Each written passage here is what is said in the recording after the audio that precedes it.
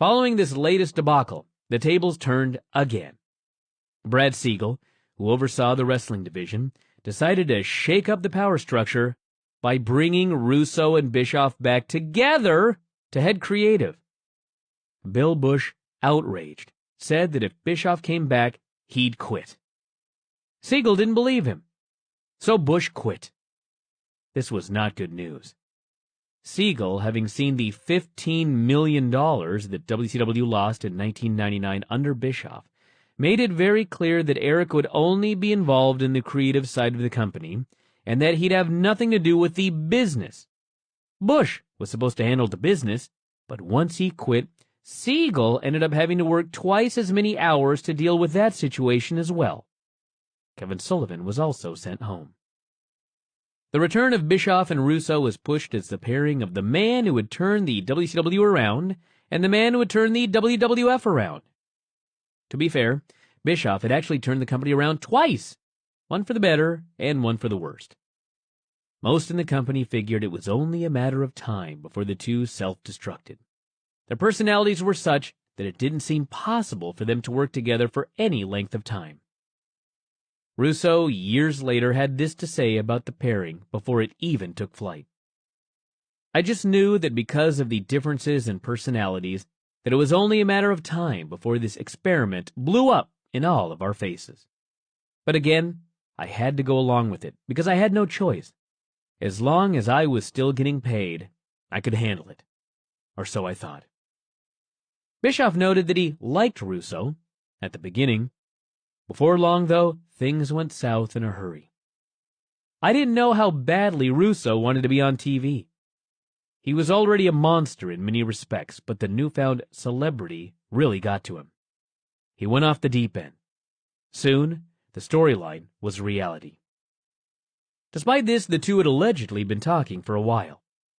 A month or so earlier, Siegel had asked Sullivan and his crew to come up with a booking plan for the rest of the year, or at least an overview of what they were going to do.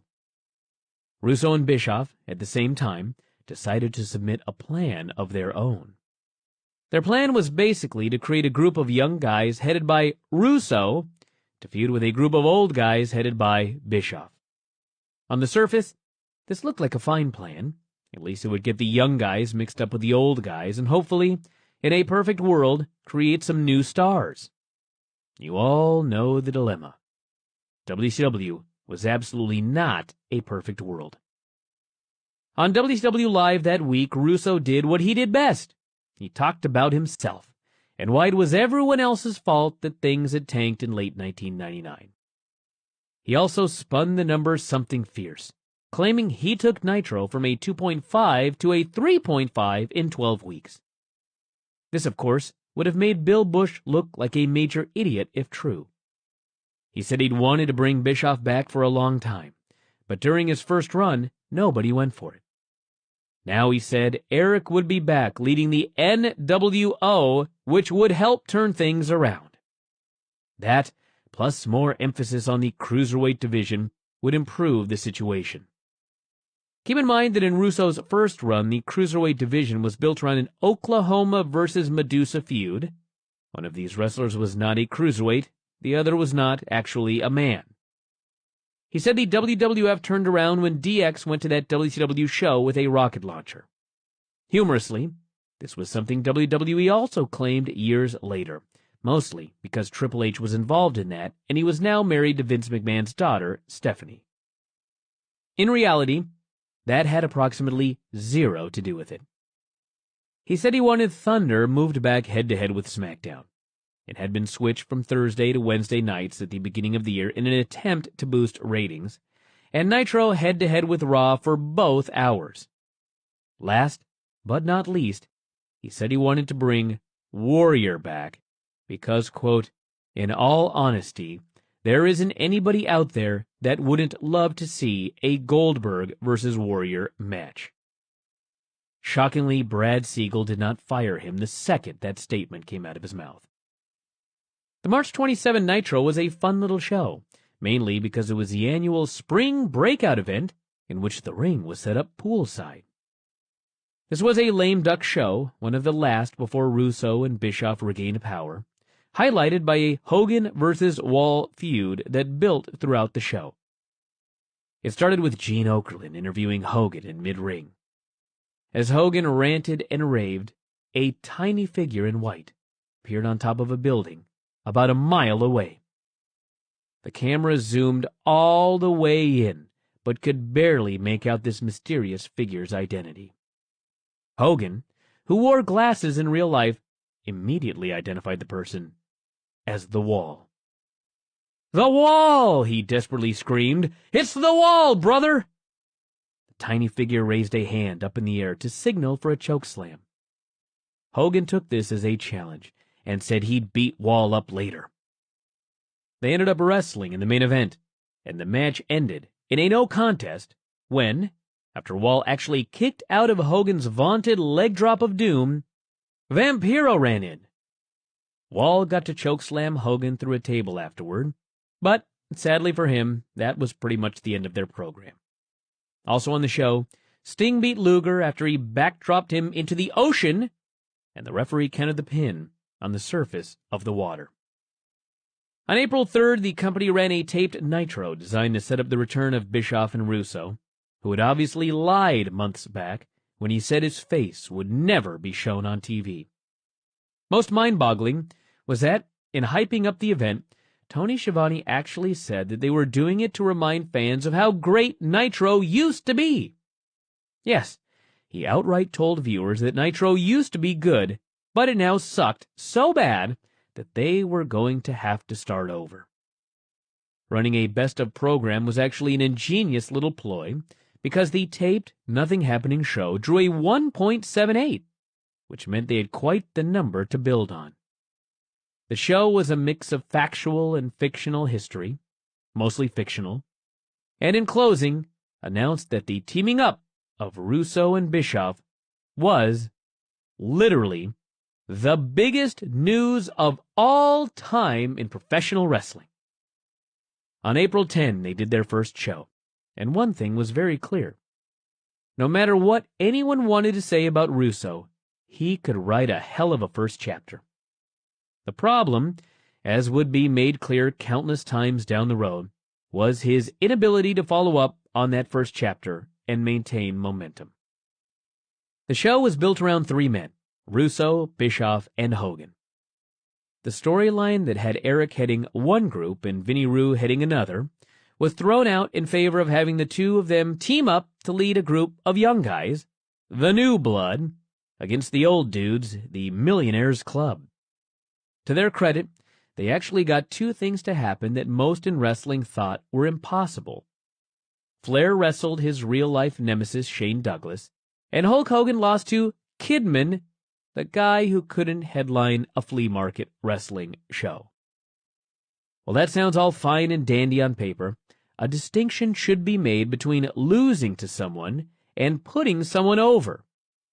To put someone over means to make them look credible, like a real legitimate threat, an equal of sorts. Ric Flair put a lot of guys over in his career, meaning they beat him and in doing so became superstars. The best example of this, obviously, is Sting. At the very first Clash of the Champions, Flair allowed Sting to beat the crap out of him throughout their 45-minute match. It should be noted that Sting didn't even win that match. It was a draw. Despite this, Flair had done such a masterful job of making Sting out to be an equal that fans bought him as being on par with the Nature Boy. In essence, Flair made Sting a star in one night. Just losing to a person doesn't necessarily mean anything, and it was clear from the beginning that Hogan wasn't willing to do for Kidman what Flair had done for Sting. In their first match, Hogan beat the hell out of him the entire time, until Bischoff finally hit Hogan with a chair and Kidman got the pin. Even though Kidman, quote, won, the fans saw it for what it was. Hogan getting screwed and Kidman merely being in the right place at the right time. In other words, Kidman didn't get over at all, and it was a waste of a match. Sadly, this trend was only just beginning. Also on the show, they announced that all the titles were being vacated. This led to one of the most telling moments of the year for the company, a moment they should have learned from, but didn't. Basically, Eric asked Sid to hand over the world title. Sid said no. So Eric made a crack about how he didn't have scissors. This was, of course, in regard to the UK hotel room incident 10 years ago, in which Sid and Arn got into a real fight, and Sid almost killed Arn with a pair of scissors. The announcers went crazy, feigning complete disbelief that Eric would say something like this. The crowd, however, sat there in complete silence. Eric figured they must not have heard him, so he said it again. Silence. The problem, of course, was that 99% of wrestling fans did not scour the internet for wrestling news every day, and probably only 5% of them, at most, had ever even heard of that story. Russo, however, who lived and died by the internet responses to his shows, was so surrounded by the medium that he concluded that every single fan had heard every single inside story that had ever happened in the business. The simplicity of wrestling booking is that it's fake, so you can make up any story you want, and as long as you push it hard on television, and it's even remotely credible, fans are going to go along with it simply because they enjoy suspending their disbelief. The thing is, you have to push it hard on television. This was not the first or the last angle created on the assumption that fans knew way more than they actually did. The Halloween Havoc deal with Hogan and Sting, where Hogan laid down for him and then walked out of the building, ended up meaning less than nothing, because in order to get fans to think it was real, the announcers never mentioned it and never talked about it again.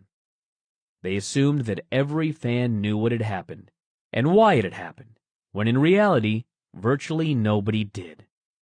Instead of being left eagerly awaiting what would happen next, they were instead left utterly confused. Even more perplexing is this quandary, again in relation to Havoc. The finish was booked to fool insider fans. However, because they're insider fans, they weren't fooled. They knew the entire story by that night or the next morning.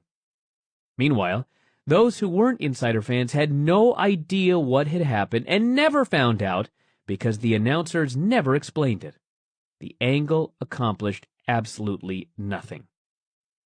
On the bright side, Vince and Eric's first Nitro was a big success, doing a 3.06 rating to Raw's 6.17. Better, fans really seemed to enjoy it and were excited to tune in the following week. And best of all, there was a very positive team meeting before the show started, at which everyone was told that they had a chance to turn it all around if they just worked together for everyone's benefit.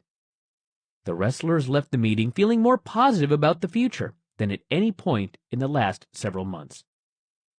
On the not-so-bright side, opening that weekend was Ready to Rumble, a WCW commissioned movie about two of the dumbest human beings on the planet, both of whom ended up being wrestling fans.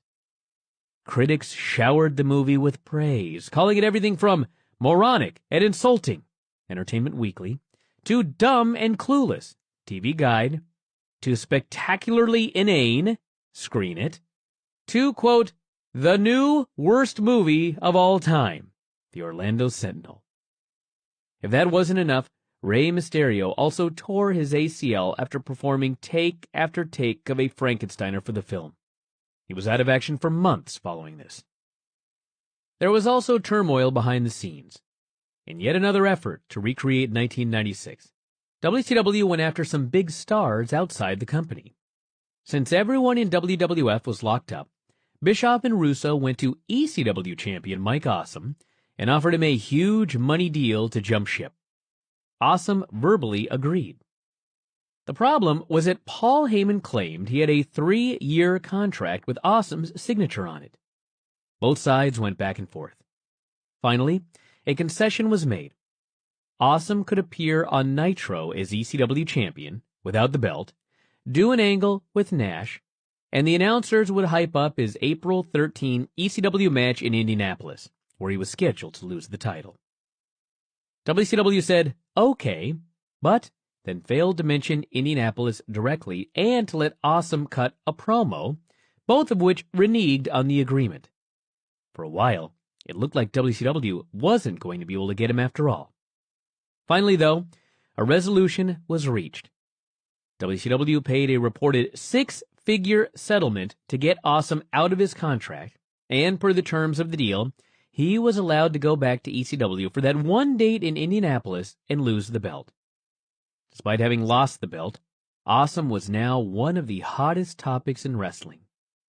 Therefore, WCW brought him in and gave him virtually nothing to do. He bounced around the mid-card, portraying horrible characters such as That 70s Guy, in which he wore a leisure suit, and the Fat Chick Thriller, in which he made fat chicks swoon.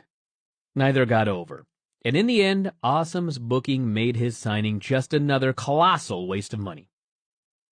ECW owner Paul Heyman came up with a scenario he thought was ideal for Awesome to drop the ECW title.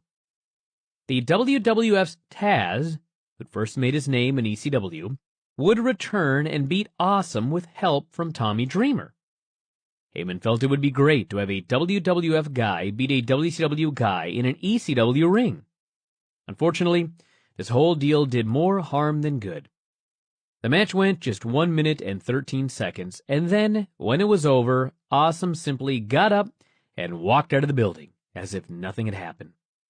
Because the bout was so short, it neither hurt Awesome nor helped Taz, but it did major damage to the title itself. In hindsight, what was really worst of all was that Awesome's departure ended up being another one of the many nails in the coffin of ECW.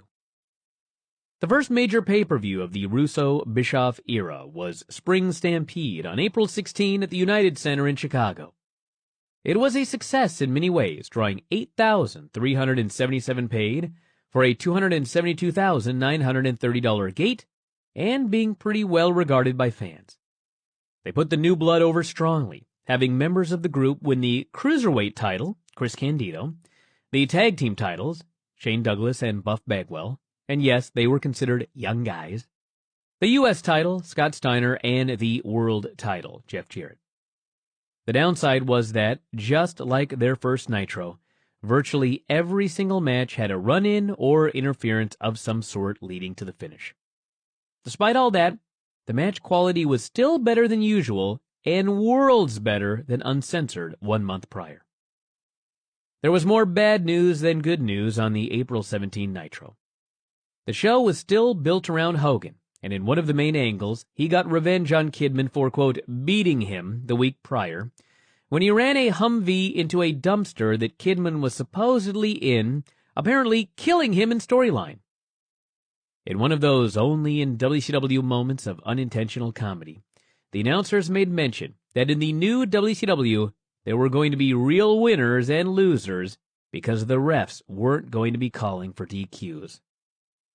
This comment was immediately followed by 3 DQs in a row. Worse, Sting made his ring entrance by coming down on a cable from the rafters. Nobody in wrestling had done this since Owen Hart died, and in fact, nobody in the NBA had either. Worst of all, Bret Hart was backstage when this whole thing went down. The rating for the program was dismal, a 2.47 to Raw's 6.75. The final segment, which featured a Hogan-Bischoff confrontation and Bret's return, did a mere 1.73 to Raw's 7.68. Granted, Raw had quite the trump card. They announced the return of Steve Austin, who had been out since late 1999 following his spinal surgery. Thunder the following Wednesday night was a better show, although it did feature the debut of a person no hardcore WCW fan will ever forget, David Arquette, star of Ready to Rumble. Keep in mind that a better show for WCW still featured such implausibles as Sid beating Harlem Heat 2000 in a no-DQ handicap match via DQ, and clips of the finish of a Sting vs. Los Villanos match that because of an editing problem aired before the match had actually taken place. The April 19 Thunder also saw Bryan Knob's last appearance in the world of wrestling, as he was doing an angle with Meng, in which Meng hit him with a life-sized cardboard cutout of Goldberg, which Knobbs sold. He was then thrown out a 30-foot window. He didn't really fall 30 feet, but it was in fact the last time Knobbs ever appeared on a nationally televised WCW pro wrestling event. If you're going to go, you might as well go in style. Production woes, however, would soon be the least of the company's problems. Nitro in Rochester, New York on April 24 was headlined by DDP beating Jarrett to win the WCW title in a cage match. It was the only thing resembling a good match on the show, but still, it was a textbook example of how to kill off a heavyweight title.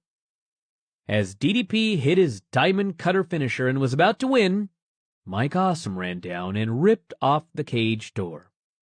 A truly stupid move, because the point of a cage is to convince fans that nobody is going to be able to run in.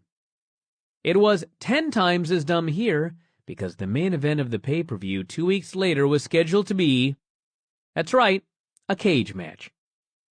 Kanyon came down and brawled with Awesome, and as he was doing so, Page got the pin. Because so much was happening at once, nobody cared about the title change. Also on the show, Kidman got another, quote, big win over Hogan. It was a 2-on-1 match with Kidman and Awesome teaming up to take out the Hulkster. Hogan beat them both up for what seemed like forever. Then, Awesome finally powerbombed him through a table, and Kidman got the pin with a leg drop. With each passing week, this angle made Hogan and Kidman progressively less over, the exact opposite of what a young guy versus old guy feud should do. And it wouldn't be complete without something like this. Sting went to a no contest with Vampiro in a first blood match. Yes, a no contest, when blood fell from the ceiling and drenched Vampiro. Inexplicably, the show ended up gaining half a point to a 3.05 final rating. It was still massacred by Raw, however, which did a near-record 7.15. And then, on Thunder, 2 days later, the company made perhaps its biggest mistake ever. The show was built around Jeff Jarrett being upset with Arquette, claiming he had cost him the title. An odd claim, since Arquette hadn't been involved in the Nitro match in any way, shape, or form. One can only surmise that perhaps Jarrett had watched Ready to Rumble that weekend, and his brain was so fried that he was unable to concentrate on his title bout. Regardless, this led to Arquette and Page versus Bischoff and Jarrett, the stipulation being that whoever got the pin got the belt. Page gave Bischoff the diamond cutter, then Arquette, the movie star, covered Eric and became WCW World Heavyweight Champion. The WCW title, which in storyline at least dated back to 1905 and had been the catalyst for huge pay-per-view matches and giant house show gates throughout the company's history, was now dead, buried, and had a headstone resting above it. The idea, of course, was to get WCW some mainstream publicity and to help rebuild their ever-decreasing audience. To Arquette's credit, he pushed hard not to be given the belt, saying he was undeserving, and, as a lifelong wrestling fan himself, he understood that fellow fans would absolutely detest the switch. Unable to change Russo's mind, he went along with the bout and sent all the money he made during his WCW run to the families of the recently deceased Owen Hart and Brian Pillman, and also to WWF star Darren Drozdov, who had been paralyzed from the neck down in a tragic in-ring accident on SmackDown. Was Russo's idea of putting the belt on Arquette a success? Not in any way, shape, or form, no matter what anyone might argue to the contrary. Although they garnered a fair amount of mainstream press, including an article in USA Today and a mention on Entertainment Weekly, all it did was make WCW look like complete idiots because they had an actor winning their top belt. Nitro confirmed this, doing a 2.46 rating to Raw's 7.40 the following Monday. The quarter-hour ratings made it very clear that casual fans were irate about the handling of the belt and were, in essence, boycotting WCW. Years later, Arquette equated his WCW run to, quote, an opportunity to play cops and robbers as grown-ups. It was surreal to be able to be a part of that world and be a fly on the wall and see the workings of the circus. It was a dream come true. In a way, you could almost say this low rating was good for WCW because it meant a lot of people did not see just how atrocious the show actually was. It would probably be possible to write one full book about every horrible WCW show from 1996 onwards. But, for the sake of brevity, we'll just say that at one point on this program, Arquette pinned Tank Abbott in 2 minutes. The same Tank Abbott who they'd been grooming for a match against Goldberg. The same Tank Abbott Russo wanted to put the title on. Remember? Abbott was dead in the water after that one, and once Goldberg heard about it, he was ready to smash through another limo window. The compelling Arquette storyline continued on the May 3rd show, which was really telling since by this point the movie had already left most theaters.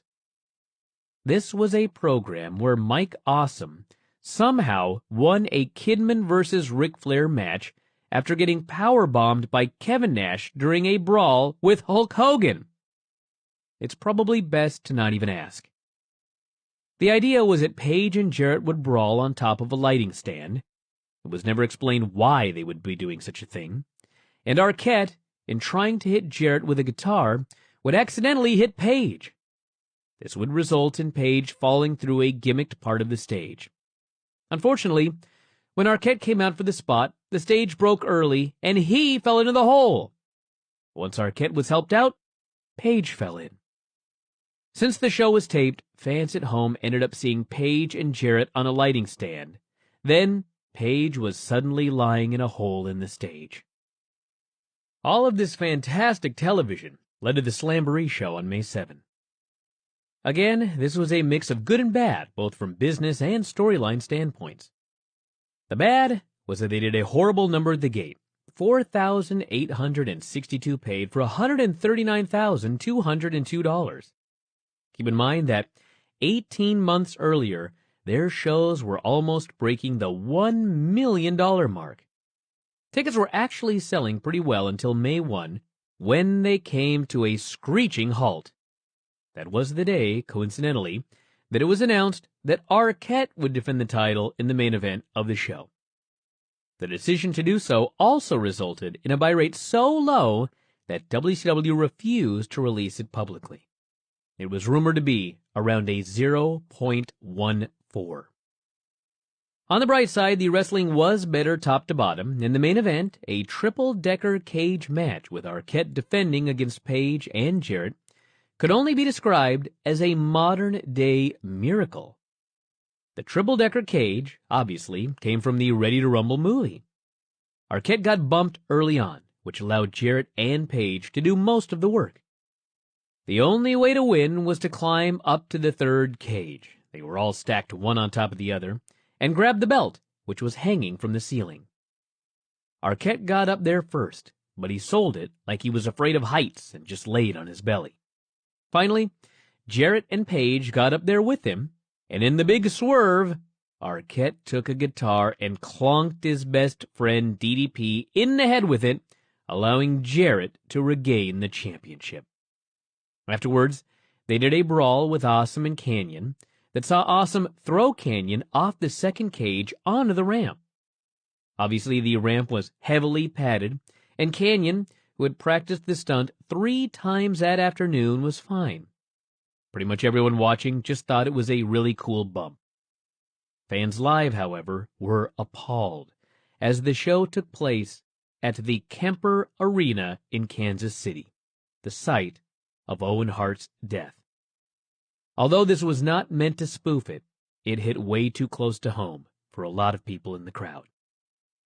Nitro on May 8 was a real sign of the times, as the TWA Dome, which a year and a half earlier had drawn a legit 29,000 paid, had under 3,500 fans in attendance.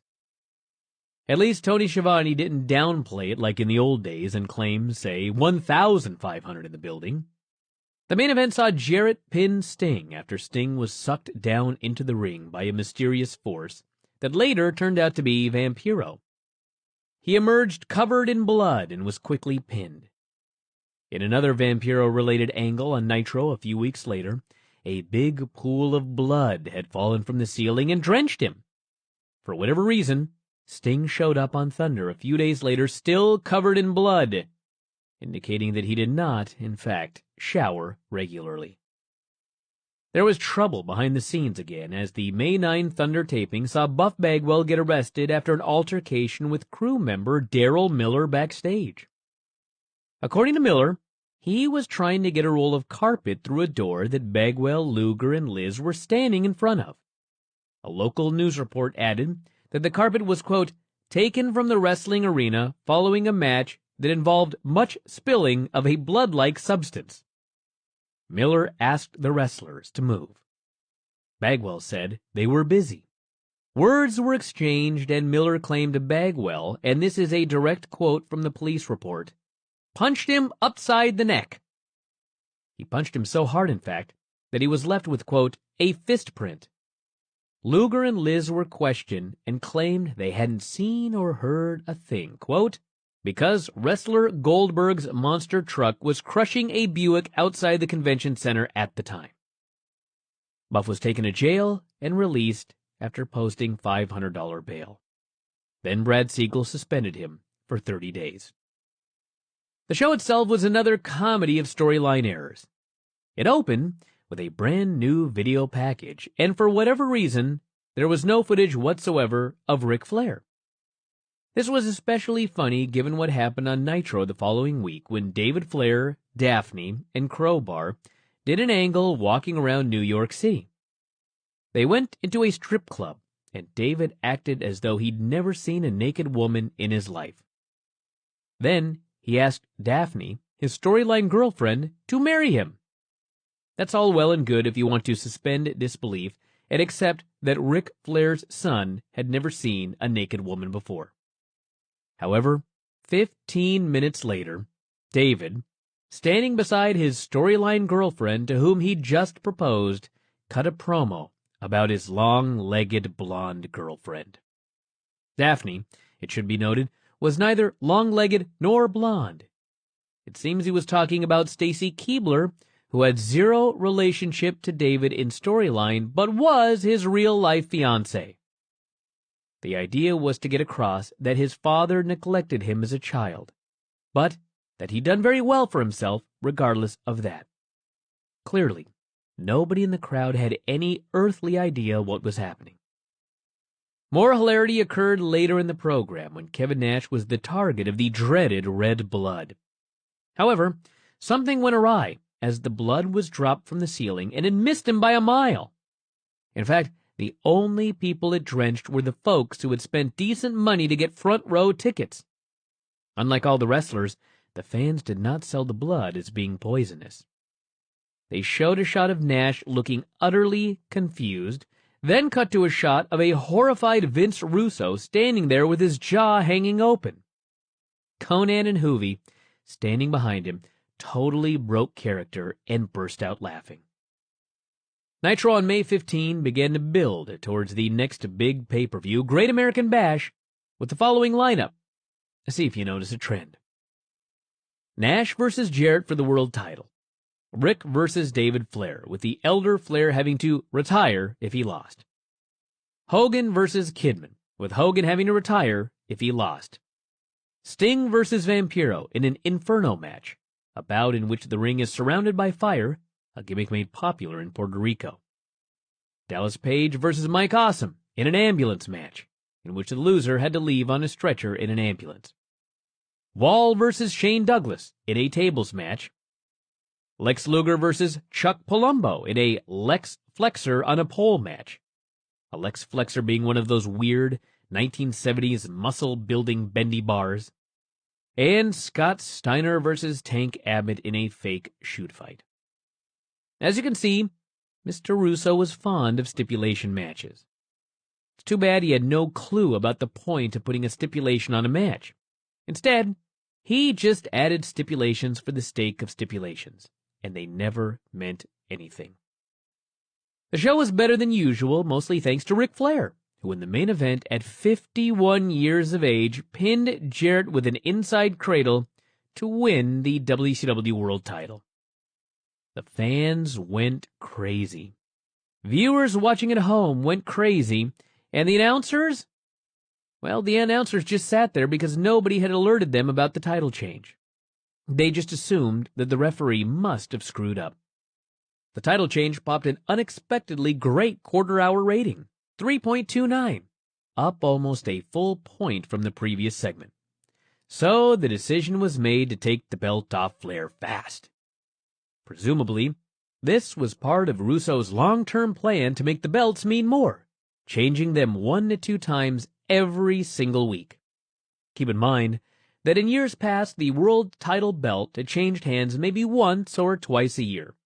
This helped to give the belt stability and make it appear a worthy prize, something that every wrestler strived for. By switching the belt so frequently, its value as a prop in top feuds became non-existent. It got worse. On Thunder, 2 days after he won the belt, Flair fell down in the main event, and they sold it like he was having a heart attack. Yes, again. You'll recall that a year or so earlier they had tried the same thing, and it went across horribly, mainly because nobody believed it was real, which was good because it wasn't. They went to such lengths to convince folks, even Flair's closest friends, that it was real, that everyone lost what little trust they still had for management.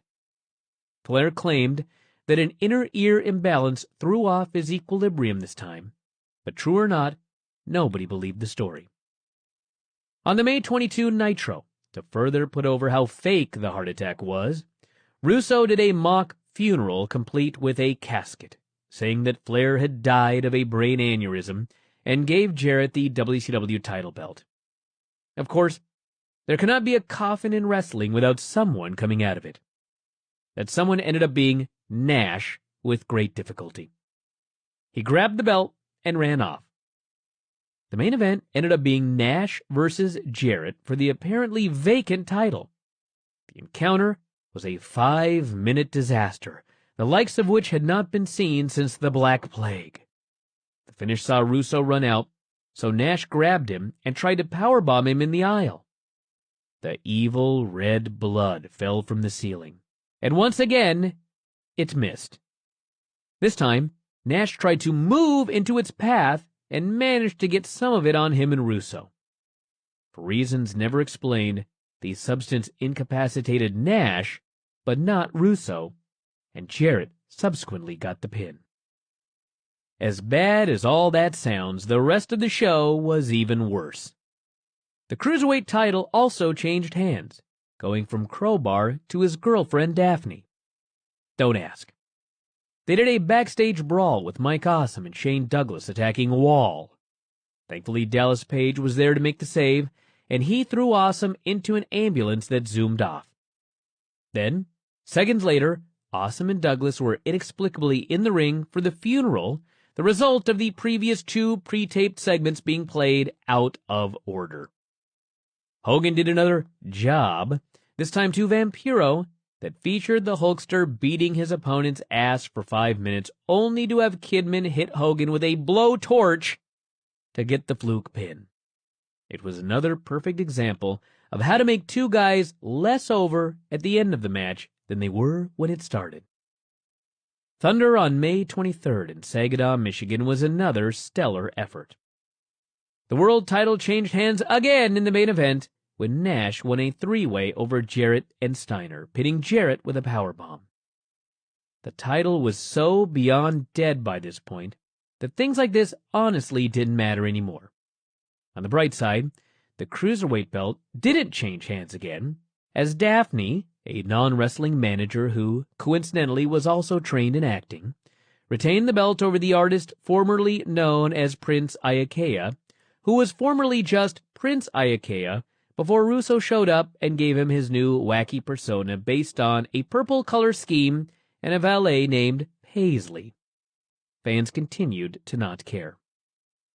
Russo topped himself on the May 29 Nitro by featuring not just one, but two world title changes. First, Nash came out with the belt and said since Flair never lost it in the ring, he was going to give it back to him. Jarrett came out and said he wanted a title shot. Flair said no. So they showed footage of Rick's son David holding Beth and Reed Flair hostage. Beth and Reed Flair, as you might have deduced from reading their last names, were Rick's wife and son, and also, strangely, David's mom and brother. If you are wondering why David was holding them hostage, then you will likely also wonder why, when Rick saw this, his first reaction was to give Jarrett the title shot he'd asked for. Jarrett won the match when David, who was assigned to be the referee, hit Rick with a guitar, and then Russo ran down and counted the pin for Jarrett. Fans pelted the ring with garbage and anger. And of course, no mid-2000 Nitro would be complete without something like Terry Funk and Vampiro managing to go to a no contest in a hardcore match. And the company was probably wondering why the show did a 2.98. It should be noted that Goldberg, after almost 6 months, finally returned on this show from his elbow injury. Despite the fact that he wasn't scheduled to be medically cleared to return for several more weeks, he immediately challenged Tank Abbott to a match on June 5. Keep in mind that Great American Bash was scheduled for 6 days after that, and instead of holding it off in an attempt to actually sell some pay-per-views, they aired it on TV for free in order to get a 2.90 quarter-hour rating. Goldberg versus Abbott was over in less than 3 minutes, so all that work they'd done trying to build Abbott back up for his big confrontation was ultimately for naught. In a shockingly good match, Russo, who cut a mind-boggling promo earlier in the show, in which he said that he'd been forced out of the WWF 8 months earlier to work for WCW, and it had been the worst 8 months of his life, beat Ric Flair in a cage. Flair carried him to what was undoubtedly the best match of Russo's career, until finally putting him in the figure 4. Russo wouldn't quit, and because of a timing snafu regarding more blood falling from the ceiling, he withstood the pain for an absurd length of time. Finally, the blood dropped onto both of them, and for whatever reason, none of this was ever explained, only Flair was incapacitated. David Flair, who wasn't even in the match, then put his dad in the figure 4, and Russo covered him for the pin. If you think that's stupid, the main event angle saw over 10 men attack Nash until Goldberg made the save. The idea was that Nash would be overwhelmed, so Goldberg, in saving him, would come across as an even bigger hero. As it turned out, Nash hardly sold for anyone, so Goldberg's run-in really made no sense. Following the Goldberg match, Abbott was made into a groupie for 3 Count, WCW's boy band tag team. In all honesty, he'd been booked into such oblivion that it made no difference in his career, and years later, he talked about how much fun he'd had singing and dancing like a total goof. At one point, the company offered to pay for singing lessons. Tank declined, saying that his voice was going to suck no matter what. Thunder 2 days later was another classic effort. It opened with one of the announcers identifying himself as Mike Tenay, then suddenly realizing that he was, in fact, Tony Schiavone. Terry Funk was almost killed doing a hardcore match with Chris Candido, as they ended up brawling outside in a stable, and a horse bucked him. "You fucking horse!" Funk screamed in an all-time great man versus beast promo. "I'll kick your ass!" Please do not ask why they were fighting in a stable. Thankfully, the horse bucked him in the arm and not the head, so he ended up okay. They did another horrible skit with Ralphus. Yes, the same fat ring crew guy, who would later go on to be fired after he began to develop a movie star-like pompous attitude. Seriously. And Norman Smiley, who in storyline had been fired. they came upon a backyard wrestling group. Smiley asked if the kids knew who he was. "Yeah, Booker T," one of them said. Even on WCW TV, there was nobody who watched WCW anymore. Norman gave the kids a stern lecture, saying they shouldn't be doing pro wrestling in their backyard because it was dangerous. He offered to show them some amateur moves, and then shot on the group's champion and pinned him to win the belt. The idea was to bring him back as the World Backyard Champion, or something equally absurd.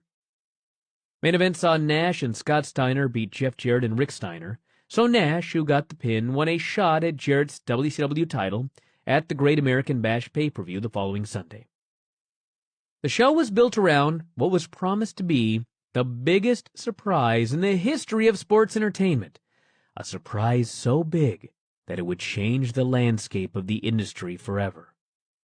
Forever, mind you! And shockingly, Russo was telling the truth, because the surprise ended up being a poorly thought-out Goldberg heel turn that probably helped speed up the process of WCW going out of business, something that really did change the landscape of the industry forever. In reality, though, WCW had a different announcement in mind, and when that fell through, they had to come up with a backup plan. It seemed like the original plan was to announce a deal for a promotional group called SFX, which handled many major concerts, to purchase the rights to promote all of WCW's live events. Bischoff did an interview on the May 31 Thunder, where he announced the landscape-changing event, and he did it in such a way as to indicate that it was not just another wrestling angle. As it turned out, SFX had made an offer to outright buy WCW for an estimated $500 million. Yes, $500 million, and please keep that number in mind. But Ted Turner quickly shot it down. It wasn't just SFX Bischoff had been talking with, as both he and Hogan had also been negotiating with Fox. Eric's idea, which he'd had for some time, was to put another wrestling show on the Fox network, build up the wrestlers that would be sent there, and then, eventually, do an intra-promotional feud. Actually, this was very similar to what WWE ended up doing with their Raw and SmackDown brand extension years later. The Goldberg turn, helping Jarrett pin Nash to retain the WCW title, was met by a hugely negative reaction, which included the fans pelting the ring with garbage for several minutes after the show went off the air.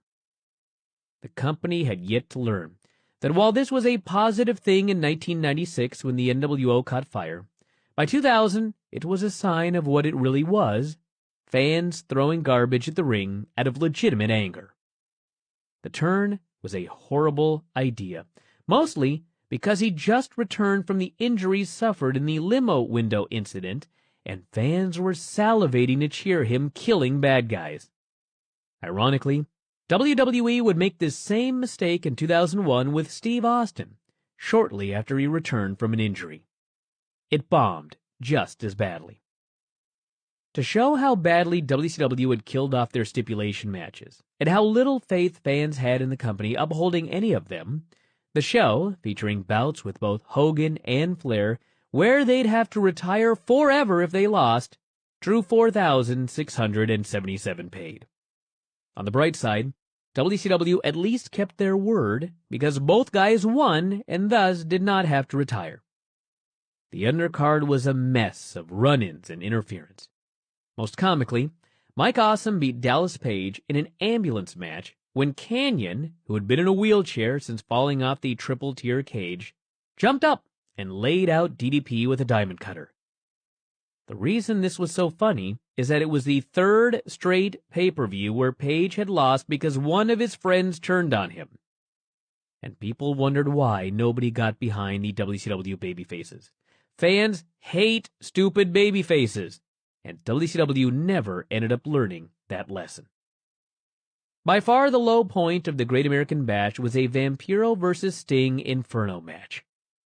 The gimmick was that you had to light your opponent on fire. The torch to be used, however, was at the top of the giant WCW movie screen near the entrance. Both guys climbed to the top. Then the lights went out, and all sorts of wacky lighting effects started. The reason this happened was because they had to replace the real Sting with a stunt double. The double then lit himself on fire, jumped off the screen, and crashed through a hole on the ramp into a foam pit. It looked spectacular, but nobody in the crowd bought it for a minute. Worst of all, the announcers broke down into the same solemn tone of voice that Jerry Lawler and Jim Ross legitimately broke down into when Owen Hart really fell from the ceiling and died. It was a tasteless move, and one that inspired even more hatred toward the company, hatred they could ill afford. Despite the garbage being thrown in the ring, WCW trumpeted the show as a major success. And when the buy rate came in, they were right. It had jumped a whopping 25% from the previous show. The bad news, of course, was that even with the increase, the show still did a miserable 0.19. By this point, WCW was becoming truly desperate for ratings, even more so than they had been previously. The biggest match on Nitro the following evening was Ric Flair and his son Reed versus his son David and Russo. The stipulations were that if Flair's team lost, he had to retire forever again, and if his team won, Russo would be shaved bald. Now, you might be thinking, why not do this match on pay-per-view and try to make some money out of it? Instead, it was thrown out on free TV so that they could draw a 3.01 quarter to Raw's 6.67. Rick, after interference from everyone in the world, including his wife Beth and daughters Megan and Ashley, the latter of whom went on to become Charlotte in WWE, lost after Megan threw in a towel when he was trapped in David's figure four. They shaved Rick bald afterwards, and it actually looked like the beginning of a hot angle. As it turned out, Flair disappeared later that week to get rotator cuff surgery, and by the time he returned, all his hair had grown back. The show, despite all the hype, drew a 3.0 rating to Raw's 6.84. Most embarrassing of all was the fact that Goldberg versus Nash in the main event did a 3.19 to Raw's 6.42. And what huge match was the WWF presenting at that time? Crash Holly, defending the hardcore title against retired Vince McMahon lackey Gerald Briscoe. Lesson not learned. While WCW would eventually kill Goldberg thanks in part to a ridiculous heel turn, they were at least able to maximize his aura in the short term. That is arguably better than WWE's idea of what to do with the big guy, where the idea of him as a more or less silent killer that had made WCW money was ignored in favor of giving him a personality. This was done by having him meet a family member by the name of Goldust, Dustin Rhodes, who wore full-body gear and makeup to be completely covered in gold from head to toe. We should also note he was working a Tourette's syndrome gimmick at the time. Goldust met his relative and placed a blonde wig atop Goldberg's head. The old money-drawing Goldberg would have no doubt speared the guy through the back wall. The new improved WWE version told him the wig looked better on Goldust than himself, patted him on the shoulder, and politely asked him to never put the wig on his head again. Appreciate it, he noted. The segment ended with Goldust alone, noting he'd soiled himself and needed to change his pants. Shockingly, within a year of his debut, such comedic interactions had drained Goldberg's star power completely. He chose to leave wrestling and never return. On June 15th, Russo got mad and quit again. This time he was upset that management wanted to bring back Lex Luger, Kimberly, and Elizabeth. He'd sent them all home earlier and had no plans to ever use them again. The issue was actually quite complicated. In Luger's case, he didn't want to work with Chuck Palumbo, a young power plant guy Luger felt wasn't at his level. There was really no justification for this. He just didn't want to do it. Kimberly walked out because the company wanted her to do a physical angle with Scott Steiner, who terrified everyone in the company with his short fuse and physically aggressive nature. Liz's problem was that she didn't want to be a pro wrestler. Her $156,000 a year contract, which was disproportionately huge for the amount of work she did, was for her role as a manager. Her contract gave her the right to refuse to get into the ring.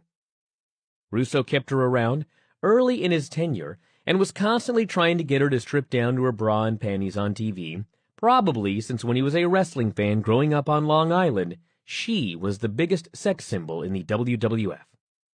Russo, apparently feeling that having Liz in the ring and Luger versus Palumbo was going to help turn the entire company around, said that if those two got away with refusing to do angles, the inmates would soon be running the asylum. He went home, though the betting lines were that he'd be back shortly. After all, he had a big mortgage to pay off in Atlanta, and the WWF, despite what he'd forever claim, was doing just fine without him. Internally, it was said that he was taking a few days off to nurse a concussion. Nitro, therefore, was written without him. Not so coincidentally, it was generally regarded as a better show, mostly because every single solitary match didn't have a run-in, and also because Booker T was allowed to be Booker T again. Several weeks earlier, Russo had learned that early in his career, Booker had wrestled as G.I. Bro, so he made the decision to put him in the Misfits in Action military group and go back to using that name. This despite the fact that Booker T was one of the few fresh faces that fans had any interest in at all. Overall, the show did a 2.75 to Raw's 5.79. While a 2.75 is about what they had been doing, it was actually impressive to have stayed at that same level, since this was the first week they were going head-to-head with not only Raw, but the NBA playoffs. In mid-June, several employees in the company began making requests to be transferred to other divisions within Time Warner. The internal estimate suggesting that the company was on track to lose $60 to $80 million that year. These people wanted to land somewhere safe just in case the company got sold. As it turned out, they had more foresight than pretty much anyone involved in the wrestling business. The haplessness continued. Scott Hall, who still had not been fired, cared so much about the company and his job that on the June 13th Thunder, when they called his house so he could do a phone interview on live TV with Nash, he wasn't home. This was not grounds for his termination, however. In early July, Booker Terry Taylor told Scott Steiner that he was going to have to do a job on Thunder. Steiner responded to this by blowing a gasket and threatening to kick Taylor's ass. WCW was so outraged by his behavior that they sent him home over the weekend of July 4th, with pay. It eventually became such a joke that it was worked into storylines. A few months later, Commissioner Ernest Miller said that if Nash or Goldberg did anything to screw up his show, he'd send them to jail. "I'm not going to send you home," he screamed, "because someone in the office might pay you." June 15th was notable for a $50,000 ad that ran in the international version of USA Today, plugging Monday Nitro that evening on TNT. Sadly, WCW placed the ad so that it appeared in a paper that came out on Thursday. As for Russo, he actually ended up staying out for the rest of the month, and on the July 3rd Nitro, neither he nor Bischoff was in attendance. The show was building toward the July 9 Bash at the Beach pay-per-view, which was scheduled to be headlined by Jeff Jarrett defending the WCW title against Hogan. The rumors were that they wanted Hogan to do the job, but he was refusing due to his creative control contract stipulation. If only it turned out to be that easy. This Nitro was notable for a few things. First, this was the show where they took the killer Tank Abbott and made him part of the boy band tag team 3-count. Yes, the former shoot fighter was now singing and dancing in the ring. Also on the show, Johnny the Bull did the dumbest thing some people had ever seen in wrestling. He came up with an idea for a move backstage. He'd get in the ring, springboard over the top rope, and do a leg drop on Terry Funk, who would be laying on the hard floor. A leg drop, of course, requires the person doing the move to land on their ass. He was warned repeatedly that this was not a good idea. He did it anyway, and everyone was right. He ended up literally breaking his ass, and worse, Funk refused to end the match immediately and made him work another minute or so before finally pinning him. Johnny the Bull did not return to TV for a long, long time. Also on the show, they debuted Galen Chandler, a supposed head of the hated Turner Standards and Practices division. Everyone laughed. Ha ha! Galen Chandler. As it turned out, the head of the hated Turner Standards and Practices really was named Galen Chandler, although the guy playing the role was not the real deal. The fun and games went right out the window on July 9th at Bash at the Beach, when Russo booked another one of his beloved shoot angles. Before going into the details of what really happened backstage, let's take a look at what the fans saw on television. Russo came out before the match looking sad. Jarrett and Hogan both came down to the ring and looked at each other. Jarrett then laid down in the ring, and Hogan, feigning confusion, put his foot on Jarrett's chest for the pin. Russo threw the belt into the ring for Hogan. Jarrett walked to the back, looking irate. Hogan told Russo this was all bullshit, then stormed off himself. Fans sat there wondering what in God's name was happening. Later, Russo came out and just went off on Hogan. Amidst huge chants of Russo sucks from the crowd, Russo bared his soul to the world. From day one, since I've been in WCW, I've done nothing but deal with the bullshit politics behind the curtain. The fact of the matter is, I have a wife, I have 3 kids at home, and I really don't need this shit. But let me tell you the reason why I did come back. I came back for every one of the guys in that locker room that, week in and week out, busts his ass for WCW. I came back for the guys behind the curtain that give a shit about this company. And let me tell you who doesn't give a shit about this company, that goddamn politician Hulk Hogan. Because let me tell you people what happened in this ring here tonight. All day long I'm playing politics with Hulk Hogan, because Hulk Hogan tonight wants to play his creative control card. And Hulk Hogan, that meant tonight, even though he knows it's bullshit, he beats Jeff Jarrett. Well, guess what? Hogan got his wish.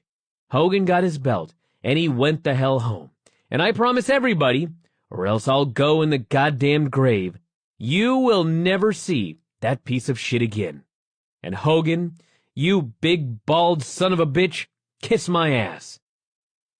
What really happened? Backstage that night, no one seemed to know. Many had heard that the original plan was for Jarrett to win after Scott Steiner interfered for a DQ. Perhaps this is sounding vaguely familiar to those of you who recall what happened to Bret Hart in Montreal. Everyone saw Hogan storm out of the building backstage as if he was really upset. Some thought it was a shoot, believing, rightfully, that Russo would have had to have been out of his mind to go to such lengths just to fool the other wrestlers. Among these people was Kevin Nash, which should tell you something, since he was responsible for some really stupid booking ideas in his day. Others figured it had to be a work. After all, if the Jarrett versus Hogan thing wasn't supposed to happen, why were there conveniently 2 world title belts in the building that day? Why would they have been allowed to go to the ring in the first place if they hadn't agreed on a finish? Plus, many had heard that Booker was going to end up champion at the end of the show, and that couldn't have happened had the shoot incident not taken place. As it turned out, it was a shoot and a work. Or, more precisely, a work that turned into a shoot. Even more precisely, it was a half-work, half-shoot that turned into a full-fledged shoot. If this sounds confusing, what's even more confusing is the fact that, as complicated as it was, it didn't draw a penny. Basically, it's believed that only Hogan, Russo, and Bischoff were in on it. Yes, even poor Jeff Jarrett, Russo's best buddy, wasn't filled in. To this day, if you ask him, he'd probably still insist that the whole thing was real. The idea appeared to be an amalgamation of 3 different angles: Montreal, Halloween Havoc, and the deal Nash and Hogan had concocted in 1998 prior to Hogan's, quote, retirement on Jay Leno. They'd do the bash angle. Hogan would storm out. Russo would say he was gone forever. Everyone in the locker room would cheer. Russo would become a hero. Then Down the road, Hogan would come back with his belt to feud with whoever the WCW champion was at the time, claiming he was the rightful title holder. Russo would then captain the New Blood team with their champion against Bischoff's Millionaire Club team with Hogan at the helm. As confusing as that would have been, it likely would have worked had it not been for one thing. That little speech Russo gave, the one in which he called Hogan, quote, a big bald son of a bitch. Originally, it was supposed to be a much shorter and much less vicious speech. After Russo was done, Hogan legitimately felt he'd been double-crossed, so when he stormed out of the building in anger, he was really storming out, and he was really very angry. In fact, he was so angry that he filed a character defamation lawsuit against Russo. Regardless of what some folks might think, real lawsuits are not filed in real courts over fake angles, especially since a lawyer could be disbarred for doing it. And even if someone did go to such lengths, the lawsuit wouldn't still be going through the courts years after the company where the angle started had gone out of business. Because the suit was still outstanding in 2004, Hulk Hogan refused to work for Jerry Jarrett's NWA TNA promotion if Russo was involved. Lesson not learned. Unbelievably, Hogan and Russo did work together in TNA, and the results were pretty much exactly what one would expect. Eventually, even Russo had seen enough and decided to leave the promotion. He departed until Hogan and Bischoff left. At the time of this writing, it is rumored he is back working with TNA in a non-contracted advisory capacity.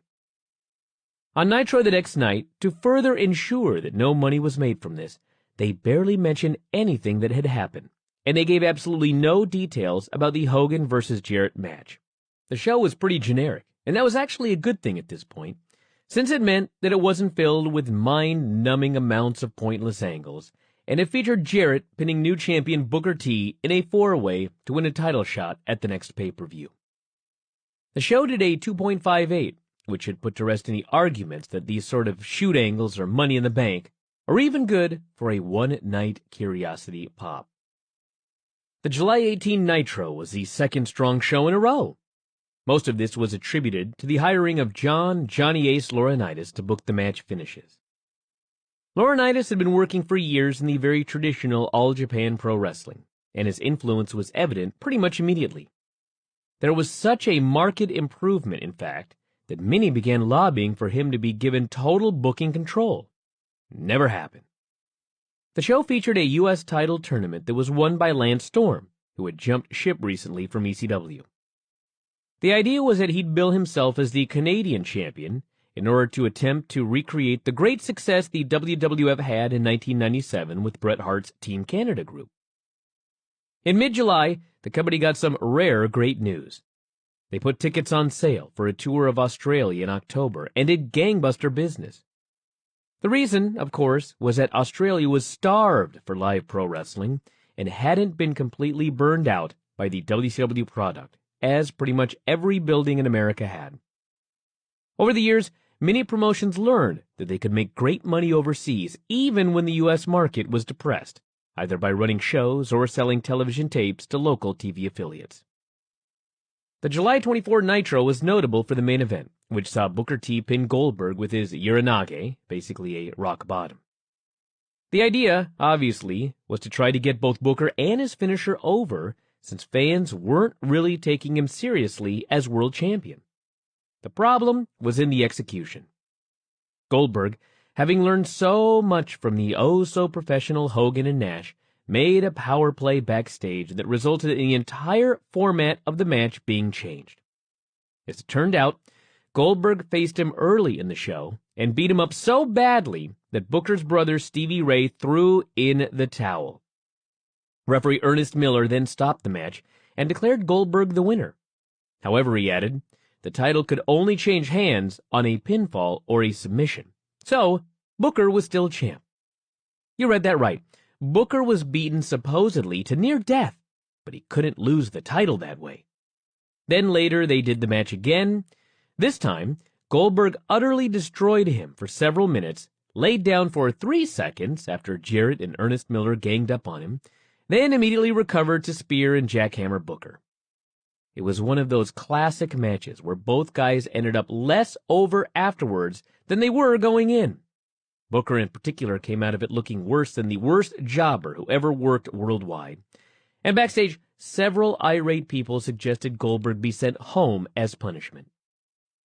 Nitro, after a few good shows in a row, reverted to its downward slide on July 31st. Storm, who had previously won the U.S. or Canadian title, and the Hardcore belt, added the Cruiserweight title to his collection with a win over Chavo Guerrero Jr., a.k.a. Lieutenant Loco.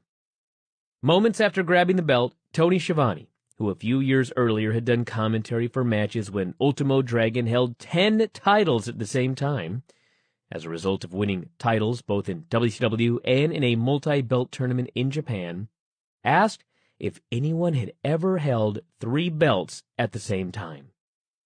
Then, just to make sure the big push of Storm went absolutely nowhere, they had Nash come out and lay waste to him in short order. They also did a Viagra on a pole match with Kidman and Shane Douglas, apparently because someone thought it would be really funny to have a Viagra on a pole match. Main was Booker T, who people still weren't taking seriously, over Sting, when the Kiss Demon climbed out from under the ring and beat up Sting to lead to the pin. The show did a 2.66 rating to Raw's 6.39. In late July, perhaps the most underreported story of the year, and maybe in the history of WCW, occurred. Matt Williams quit. It's a name 99.9% of wrestling fans probably would not recognize, and for good reason. Matt Williams was director of research for WCW. He spent a year of his life polling fans about what they liked and disliked about the company and what they felt should be changed to make it a more enjoyable product. He polled not only fans who were still watching, but fans who had long since given up on the product. The results probably would come as no surprise to anyone. The fans wanted more wrestling and less sports entertainment. When Mr. Williams presented his findings to WCW, you can imagine the response. The entire study was thrown out, since the writers obviously couldn't take seriously the thought that their job was overrated and wrestling fans were more interested in watching wrestling. Williams, outraged, quit for a job in another Time Warner division. And so, nothing changed. At the end of July, the internal estimates came back and showed that the company had lost $7 million over the course of 1 month. 1 month! Keep in mind that until 1999, the most WCW had lost in an entire year was $6 million. Changes were immediately made. First, almost 24 undercard guys were cut. This was in addition to the 24 or so that had been cut over the past year. Then, discussions about cutting some of the higher-priced guys began, names as big as Hulk Hogan, Goldberg, Lex Luger, DDP, and Bret Hart. The belief was that these guys were being paid too much on their guaranteed deals, and it was killing the company. The stark reality was much different. The company was being killed, and therefore the revenue wasn't coming in to pay off those deals. Not only were the big stars making just as much money 2 years earlier, but they also had 260 guys under contract, some of whom, like Kevin Wackles and Lanny Poffo, never made one single appearance for the company. Despite this, the company made a huge profit, because they were still making tons and tons of money from house shows, pay-per-views, merchandising, advertising, and so forth. As it turned out, had every single wrestler in the company worked for free in 2000, the company would still have been on track to lose $40 million. Internally, there was another big management shakedown, and when the dust settled, Bischoff was relegated to being a consultant, and Brad Siegel had put all his faith behind Vince Russo. This was a very controversial decision, since many in the company, unlike Siegel, actually had backgrounds in wrestling and saw Russo for the flop that he was. In fact, a week earlier, an internal memo had been passed around detailing the, quote, 10 questions not to ask Vince Russo. Among them were, how many young and hungry employees does it take to screw up an entire company? And what does the second W in WCW stand for? Perhaps as a way to get Goldberg to quit, Russo had a meeting with him on August 2nd and told him the plans were for Kevin Nash to win a three-way over him and Steiner at the August pay-per-view, and then, on the September show, Steiner would pin him. Goldberg was not down with this and walked out. Everyone immediately assumed the whole thing was a work. He was back a week later, but quite unhappy. The August 7 Nitro in Denver featured a Vince Russo interview where he went on and on with his delusional figures about how the company was better off now that he was there, and how WWF was in much worse shape. No one was quite sure where he was getting these numbers, since the WWF went from grossing $251.5 million in 1999 to $379.3 million in 2000, the year after Russo had left. However Russo tried to spin things, hard numbers told a different story. Nobody was sure what the point of doing this interview on Nitro was either. And, in quite the coincidence, the show did a horrid 2.44 rating, well below what it was averaging when he first started. The main angle was Goldberg giving Steiner's valet, Medeja, a jackhammer through a table backstage, and Steiner running to her aid. This should have made perfect sense because guys who beat up women are bad, and guys who run to their aid are good. Problem here was that Goldberg was supposed to be the good guy, and Steiner was the bad guy. Thunder the following evening featured announcer Gene Okerlund and Buff Bagwell versus announcer Mark Madden and Canyon in a truly wretched match.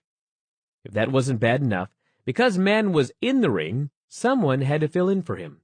That someone was Judy Bagwell. Apparently the match was supposed to be a shoot, because when Madden gave Gene a low blow, Gene just stood there, causing Tony Schiavone to scream, "Gene didn't sell it!" The big question is, if this was a shoot, why on earth would Canyon have chosen Mark Madden to be his partner? The following Sunday, prior to the New Blood Rising pay-per-view in Vancouver, British Columbia, Siegel called a meeting with the boys to announce that further changes were afoot. The first move was to cut back drastically on production, making Russo irate, since one of his first moves had been to greatly boost the production values, convinced this would make the show more competitive with Raw, to get rid of 2 of the 3 big screens, and to ignite less pyro at the beginning of the show and for the wrestlers' entrances. The biggest change planned was that, effective in late October, they were going to cancel the Thunder tapings and film the show immediately after Nitro on Monday nights. Obviously, the idea was to dramatically cut costs, since the Thunder shows weren't drawing fans. The downside was that nobody was going to Thunder because they did not like Thunder, which meant few were likely to stay after Nitro ended to watch the second show. Some fans, who watched WCW only for its perverse comedy value, anxiously awaited these tapings, since the plan was to film the entire 2-show block in 3.5 hours with no commercial breaks. This meant that all the pre-tapes would be done earlier than inserted into the shows. Seeing as to how pre-tapes had often been inserted into Nitro in the wrong order, the thought of the production crew trying to get things right with this new taping plan appeared to be a disaster in the making. New Blood Rising was, of course, a horrible show, not only because the production was drastically cut back, but also because the matches were awful and the angles were atrocious. The fans were so clearly sending a message, but nobody was listening. This was another one of those shows where they sold almost 5,000 tickets very early on, and then, as soon as they started to announce matches on the television programs, ticket sales stopped dead in their tracks. The message, obviously, was that WCW was booking things fans did not want to see. Instead of learning a lesson from this, WCW went on to attempt to force fans to like what they were presenting, and you can imagine how that worked. As if the message wasn't clear enough, It should be noted that almost 3,000 free tickets were snatched up around the Vancouver area. When the day of the show came, only 1,300 of those 3,000 folks actually bothered to show up. Those who showed up left wishing they hadn't. The opener, Young Dragons versus 3 Count, was good. The main event, Booker T versus Jeff Jarrett, was good. Everything else almost set new standards for bad. Ernest Miller pinned Great Muta in a travesty of justice that Muta, one of the greatest workers of all time, could not save. Bagwell beat Canyon in a below-average Judy Bagwell on a pole match. Please don't ask. That despite featuring a run-in by everyone's favorite former WCW champion David Arquette, was actually the 3rd best of the evening. Chronic versus Chuck Palumbo and Sean Stasiak versus Mark Jindrak and Sean O'Hare versus General Rection. Hugh G. Rection was his name, yet another Russo high concept, and Corporal Cajun in a 4-way that was overbooked to death. Disco Inferno played heel referee. The finish saw Lieutenant Loco, who was buddies with Hugh G. Rection and Cajun, run down and physically force Disco to count the pin for, yes, Chronic. It probably does not need to be noted that this made 0 sense. Kidman beat Shane Douglas in a strap match. Bad. Major Guns beat Miss Hancock, Stacy Keibler, in a women's match. Horrendous. Plus, they teased a miscarriage angle afterwards. That's good family fun. Sting versus Demon. Miserable. Storm versus Awesome for the U.S. title. This was a guaranteed good match because Storm, a Canadian, was super over in Vancouver. Russo, however, showed a tremendous amount of talent by figuring out a way to book the match so that everybody hated it by the end. Jacques Rougeau, another Canadian ex-wrestler, was referee outside the ring. Try to follow this. Awesome pinned Storm with a powerbomb. Storm kicked out and the ref counted 3 anyway, but in the grand scheme of things, that screw-up could be forgotten. Rougeau said no, according to the Canadian rule book, which they actually printed up and which Storm took home afterwards. You could only win with a 5 count. Awesome put Storm in a dragon sleeper, and Storm gave up. Rougeau said no, according to the rule book, you couldn't win by submission. Awesome then got a 5-count pin after a splash off the top. Rougeau said, after a pin, the loser had 10 seconds to get to his feet, and if he did, the match continued. Storm got to his feet. Both guys went through a table, and this time the ring announcer said that the first man to his feet at the count of 10 would win.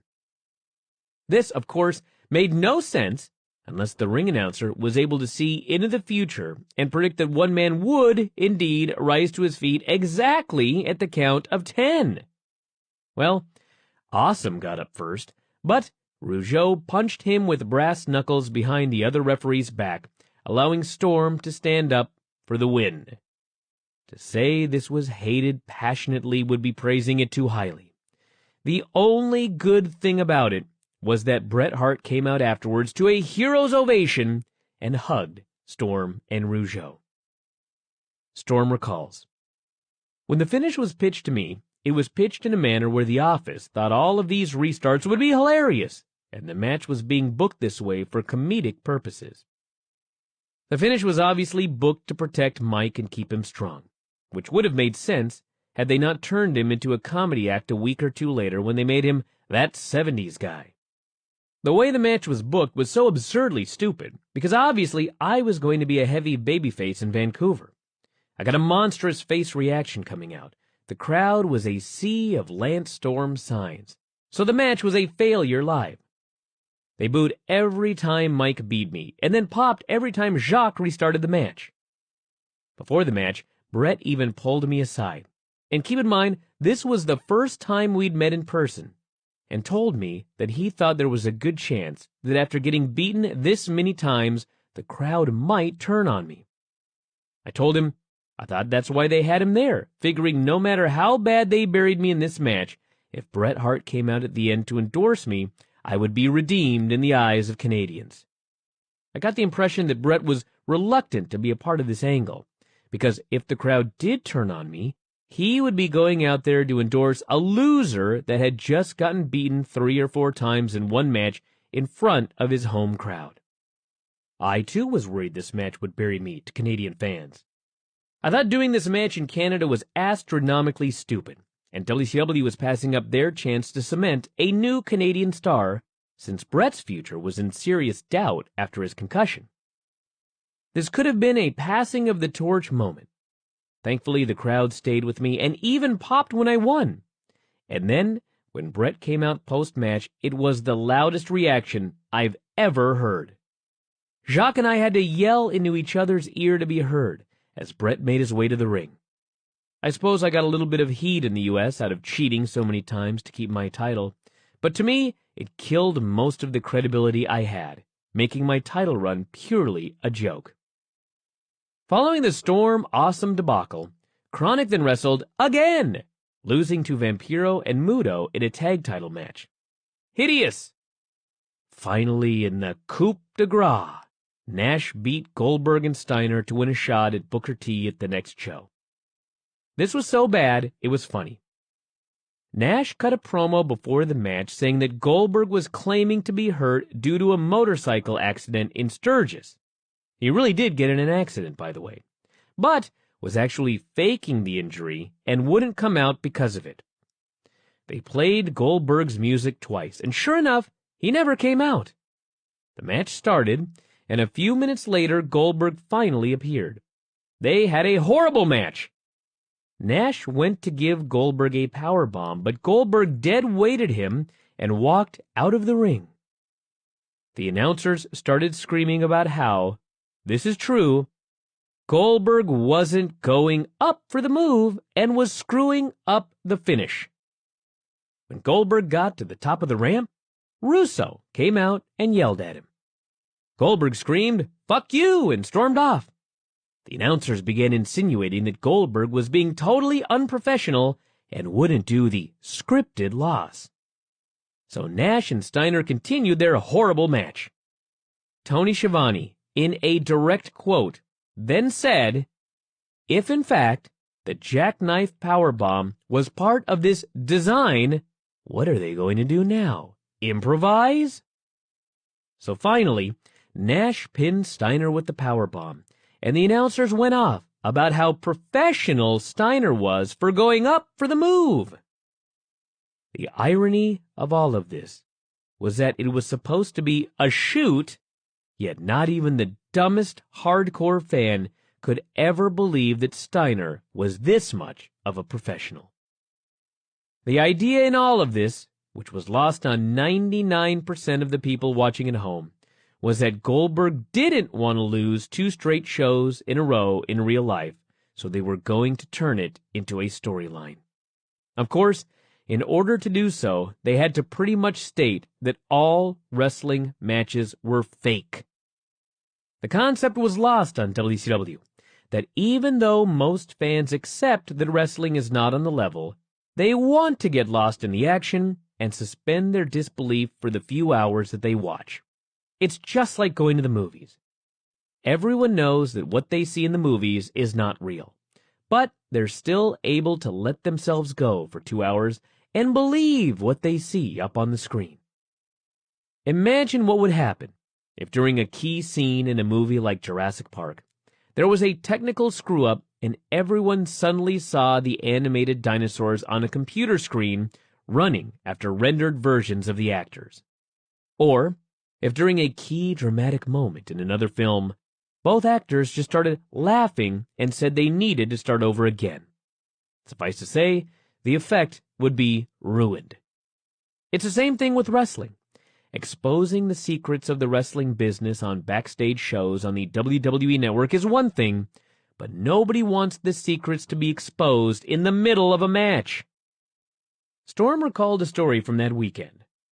The week before New Blood Rising, I was contacted by the merchandise people to finalize the Lance Storm t-shirt.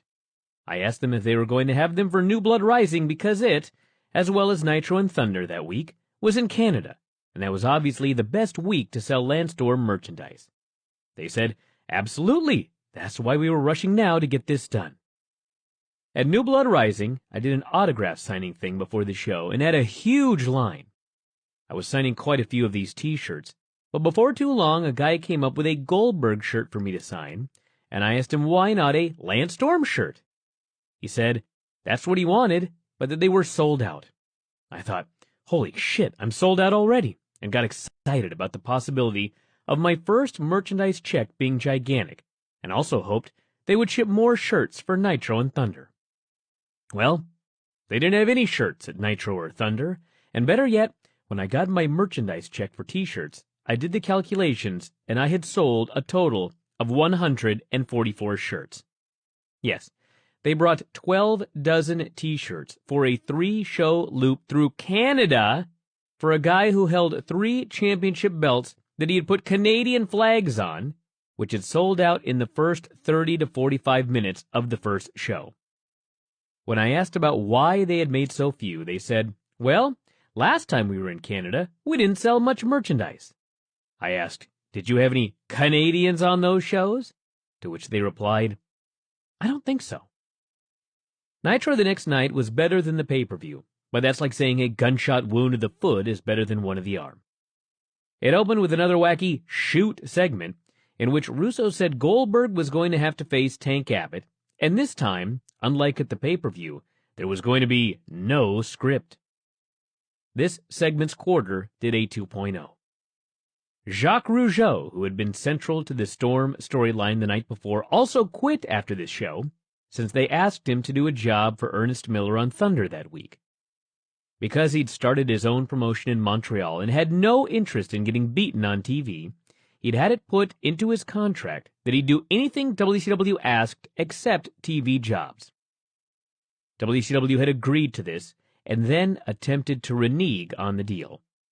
So he went home. The show as a whole drew a 2.40 rating, which means, at this point, it was doing well below what the horrible Kevin Sullivan programs had drawn many months earlier. Also, keep in mind that in order to make up for the ad revenue loss in the move from 3 hours to 2, the show needed to be averaging in the 4.5 range, nearly double what it was doing. Clearly, that wasn't about to happen anytime soon. If it wasn't bad enough that WCW's Saturday Night had recently, without any warning, been turned into a taped show after 27 consecutive years on TBS, the few fans who were still loyal to it were shocked to find the program off the air that weekend. Done. Finished. No graphic, no farewell message, nothing. Again, this for a show that had been on the network for over a quarter century. More people were also fired that week, including every Mexican in the entire company with the exception of Rey Mysterio Jr. and Juventud Guerrera. This certainly did not help WCW in regards to Sonny Ono's racial discrimination lawsuit. Also axed was Chris Daniels, which was surprising for 2 reasons. First, he was in his 20s, and the story was that the promotion really wanted to push their younger talent. And second, he was making $75,000 per year, which, in comparison to what some of the dead weight was making and how much the company was losing, was a drop in the hat. By the time the bloodletting was over, they were down to less than 50 wrestlers under contract. That's pretty impressive when you consider they went into the year with 234. A freeze was also put on the hiring of any more new talent. Russo on WCW Live went off on a variety of topics. In particular was his claim that on Nitro, as a, quote, total shoot, he was going to offer Bill Goldberg his release from the company. Of course, it was an angle, and the reason everyone knew it was an angle was because Goldberg, who hated WCW and wanted out bad, ripped the release papers up. The whole deal made it impossible to believe anything else Vinnie Rue said in this chat. The August 21 Nitro, despite being a mess of illogical storytelling, had better than usual in-ring action. The problem was that WCW was so uncool at this point, that it would have taken months and months of awesome shows to even start turning a corner. As it was, they'd have a good show one week, then a string of horrible ones, then another good one, and so on and so forth. Occasionally, they would have 2 good shows in a row, and this was so rare that when it happened, it was newsworthy. This show was built around Goldberg and his contract. WCW contracts were a funny thing. They could seemingly not be destroyed. For example, one day Goldberg got mad and ate Scott Hall's contract on TV. Yes, he ate it like it was a taco. Amazingly, the next week on TV the contract was back looking as pristine as ever. The storyline on this particular Nitro was that Goldberg had a no-cut deal, which was why he was being offered a release. After he ripped up his contract, Russo said if Goldberg laid one hand on him, he would be fired. This, of course, would suggest that Goldberg's contract was not a no-cut deal after all. Then, a few minutes later, Booker T laid several hands on Russo in an unrepentant beating, yet somehow this did not result in him being fired. The political turmoil of the week involved Kevin Nash, who was lobbying to get the world title from Booker T at the next pay-per-view. His argument was that Booker was not over and that the fans were cheering more loudly for him every week. Truth be told, Booker wasn't getting over like a world champion should. But the reason for that is because he wasn't booked like a top guy, and he was often portrayed as an idiot on television, trusting guys even the dumbest fans knew were going to turn on him, etc. And, in Nash's case, he was getting bigger crowd reactions because he was always pushed harder than almost anyone else, but that didn't necessarily mean he was any bigger of a draw than anyone else. The fact is that nobody in the company was drawing any money, and the belt had been destroyed so far beyond hope that it really didn't matter who was wearing it by that point. To show how little folks cared about the Angles in those days, in late August, tickets went on sale for the September 11 Nitro in Charlotte, North Carolina. Since it was Flair country, the big angle the show was built around was the wedding of David and the supposedly pregnant Stacy Keibler. They sold 700 tickets. On the bright side, when word got out that Rick would be returning on that show, ticket sales surged to 1,657. And after years of screwing the fans countless times, that's what Nitro in Ric Flair country did as a final number. WCW got some rare good news on Nitro on August 28, doing a 3.52 rating, up quite a bit from the week before. Was the company turning around? Did the improved in-ring action from the week before result in an influx of new viewers? No. Raw was preempted for the Westminster Dog Show. WCW, knowing this was their chance to hit a home run show, threw everything they could muster into an attempt to win fans back. The big angle to end the show had Bret Hart return and meet Goldberg in the desert. Don't ask why they were there, or how Goldberg got all the way to the desert within 10 minutes of leaving the Nitro building. Bret said he wanted Goldberg to kill Russo as revenge for what had happened in Montreal. Truth be told, Russo had zero to do with Montreal, and, in fact, he had no idea what a double-cross was at the time. The swerve, of course, was that Bret was actually mad at Goldberg for ending his career at Starrcade in December with the super kick that nearly knocked his head right off his shoulders. So, he beat him up. You might wonder why this was booked if Bret wasn't going to ever be able to wrestle again and would therefore be unable to have a money match with Goldberg. Or why Goldberg had initially trusted Bret, who was mysteriously right there in the Las Vegas desert after having been in Canada since January. You'd need to ask Vince Russo. To give an idea of how much of a joke the company became to even their most loyal followers, one Thunder taping in 2000 featured a fan holding up a sign that read, "I'm at a WCW event," while wearing a bag over his head. This wasn't the only sign-related comedy. A man named Peter Goldschmidt sued another man, Robert Cattell, for appearing on WCW telecasts holding up various derogatory signs, including Peter Goldschmidt, loser for life. Apparently the two used to be friends on Long Island. Then, one day, Cattell asked Goldschmidt to help him move. Goldschmidt supposedly said he was unable to because it was a work day, and the friendship came to a bitter end, leading Cattell to travel around the nation and hold up disparaging signs at wrestling events. The number of lives that WCW ultimately affected is staggering. On August 29, Bischoff resurfaced, flying to Atlanta to talk with Brad Siegel. The hot rumor going around was that he wanted full control of WCW without anyone above him to overrule his decisions. That meant, obviously, that he'd have to purchase the company. He denied it to most everyone who asked. WCW cut even more costs the following week. Some were noticeable on TV, and others were known only to the wrestlers, who were quite unhappy about them.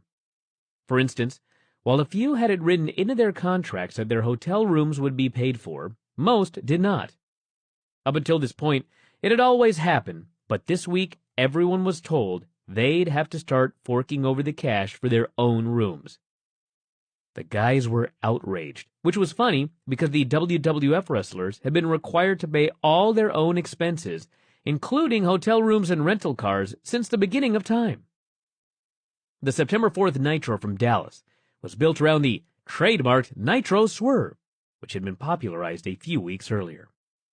The swerve was that two bad guys would tease turning on each other, but then in the end they would reveal that they had planned some horrible deed all along. It got to the point where this swerve was done so often that the only way it would have been a real swerve is if the two bad guys really did turn on each other. This week's bad guys in question were Russo and Nash. They teased turning on each other as participants in a triple-tier War Games match, but of course, in the end, Russo gave Nash the belt and allowed him to escape. Yes, Russo had possession of the belt right before the finish, which meant, theoretically, he could have made himself the WCW World Heavyweight Champion. You laugh. Soon you shall cry. The September 11th Nitro emanated from deep in the heart of Ric Flair country.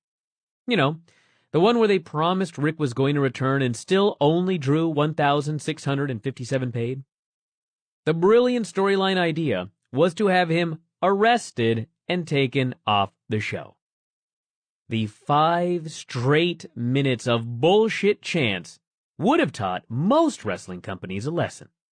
Not WCW. There was another Nitro swerve, this time with Steiner and Nash.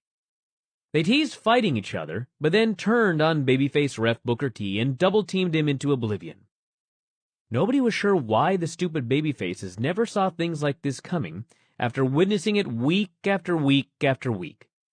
And of course, there was the David-Stacy wedding, which, in a swerve, never took place, as Stacy revealed that David wasn't the father of her unborn baby.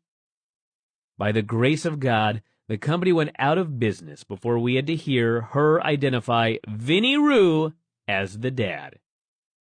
The show was going very well up until that point, well enough to do a shockingly high 3.2 composite rating to Raw's 5.90. The 3.20 was actually the third good rating in a row for Nitro, mostly because there had been no Raw competition the previous 2 weeks. Unfortunately, it was not a sign of an upward trend. Fall Brawl on September 17 was a surprisingly good show, with the exception of one very scary moment involving 52-year-old Paul Orndorff. Orndorff was a Major League Wrestling star in the 80s, when the WWF was starting to catch fire nationally. During a run with Hulk Hogan, he suffered a neck injury, but because there was so much money to be made touring, he didn't take any time off. He ended up with severe nerve damage, which caused his left arm to permanently atrophy, and he retired forever for the first time in 1987.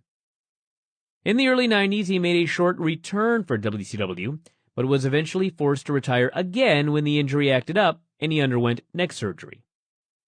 Leading up to Fall Brawl, his main job with the company was as a trainer for their Power Plant Wrestling School. Despite his advanced age and physical limitations, he was still able to stay in tremendous physical condition, so when he was asked to come back for another match, he said, okay. The match was a 14-person tag featuring Orndorff and Disco Inferno and Big Vito and Rey Mysterio Jr. and Juventud Guerrera and Conan and Tigress, a Nitro girl, versus Mark Jindrak and Sean O'Hare and Mike Sanders and Chuck Palumbo and Reno and Johnny the Bull and John Stasiak. Orndorff stayed on the apron for almost the entire match. When he finally tagged in, he attempted to give Jindrak his patented pile driver, but their timing was way off. Basically, when giving a pile driver, the person taking the bump has to jump a bit to allow the person executing it to get them up quickly and easily. Because the timing was off, Orndorff had to muscle him up, and in doing so, he tore his hamstring. In an attempt to compensate, his neck went out, and he collapsed into a state of temporary paralysis. No one in the ring had any idea what to do. So they did the only thing they could think of doing under the circumstances. They kept wrestling. Trainers hit the ring to attend to Orndorff, while the wrestlers attempted to perform outside and on the other end of the ring. Finally, after about 2 minutes of utter confusion, referee Charles Robinson took matters into his own hands and ended the bout. The audience, for once, was well aware that this was a real-life situation and were respectful while he was being worked on. Thankfully, Orndorff ended up being okay afterwards, but he never wrestled another match again. The rest of the show featured far better than usual in-ring action, although there were a couple of horrible bouts. Sting versus Vampiro versus Great Muta springs to mind. The semi-main saw Scott Steiner beat Goldberg in what was actually a tremendous match.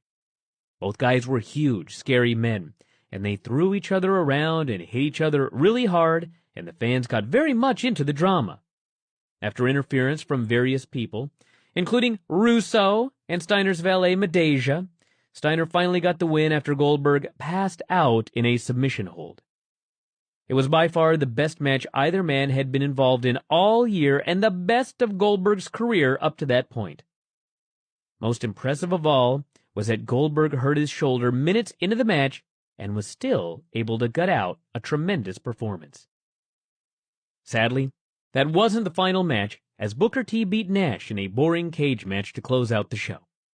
On the bright side, at least Booker got a chance to pin a main eventer clean with his Uranage finishing move for once. Nitro on September 18 took place in Canada. The reason that this is important is because Canada is the home of some very rabid and loyal wrestling fans, and they don't care who they're supposed to cheer or boo. They just do whatever the hell they want. As a result, the crowd reactions on this show were all over the place. Goldberg, who was supposed to be a babyface, was booed mightily, since the Canadians hated anyone who had feuded with Bret Hart and played a role in ending his career. Heels like Russo and Scott Steiner were cheered, the former because he ran down Goldberg, and the latter because he beat Goldberg the night before. And all the reactions weren't necessarily related to Big Bill. The fans cheered heel Jeff Jarrett and booed babyface Booker T. The main angle on the show was another one of those WCW specials. It was Booker and Sting versus Jarrett and Steiner, with the winner getting a title shot the following week. You'll never guess which of the four men won. You would never guess even if you were given 4 tries, because none of them were the victor. The victor managed to be Russo, who wasn't even in the match at all. All of this set up a day that will live in infamy. The September 25 Nitro from the Nassau Coliseum in Long Island.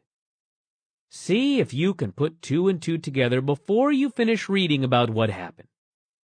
Vince Russo, creative goof and #1 contender to the world title.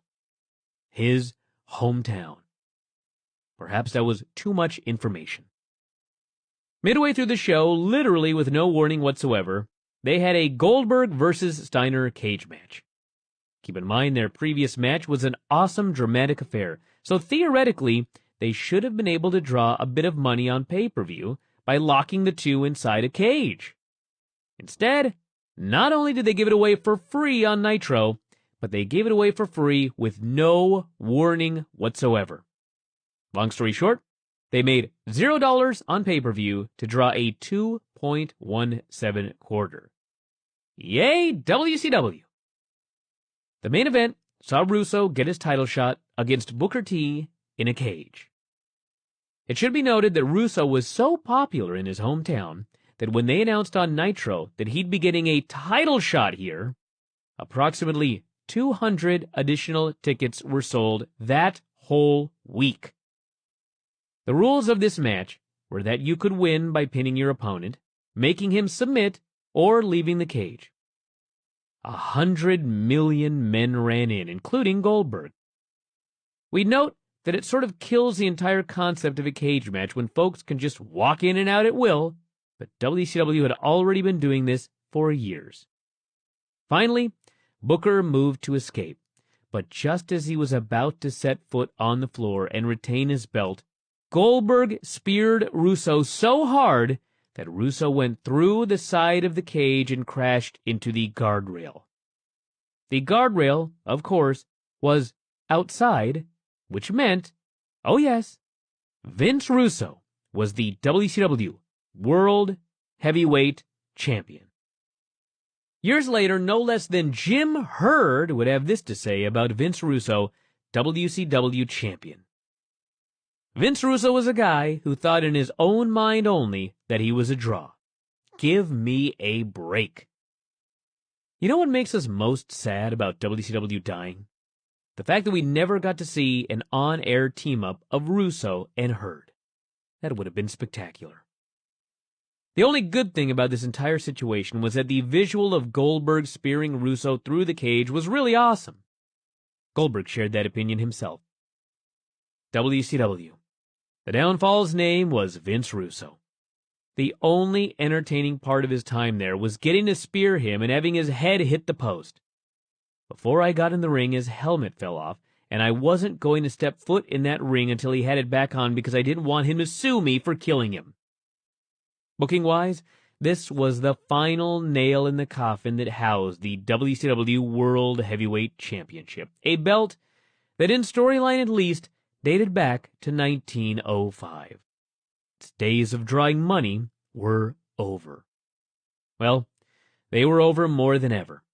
But, storyline stuff aside, there was something else that could have ended up in a coffin. Russo. Vinny Roo had been getting involved in a lot of matches over the previous few months, and suffice to say, he was no athlete. He was certainly nothing resembling a pro wrestler. Although wrestling is predetermined, fake, the fact of the matter is that when an untrained layperson gets injured, he is setting himself up for some serious injury. The human body does not like the idea of falling flat on its back, and learning to do so takes time, sometimes several months. If you land with your weight too low, your head can snap back and bounce off the ring, which, contrary to popular belief, is made of steel and wood and in absolutely no way resembles a trampoline. Russo had suffered various injuries during his bouts, including a number of concussions. There was a reason that he wore a helmet to the ring when wrestling his later matches, and it wasn't strictly for comedy purposes. His brain was swollen, and like with all concussions, once you suffer one, the likelihood of suffering another increases immensely. Bret Hart knew this firsthand. His career ended for that exact reason. You can say whatever you wish about Vince Russo as a writer and booker for World Championship Wrestling, but in real life, he was a human being with a family, and going into the ring after having suffered multiple concussions was putting his health and his life in jeopardy.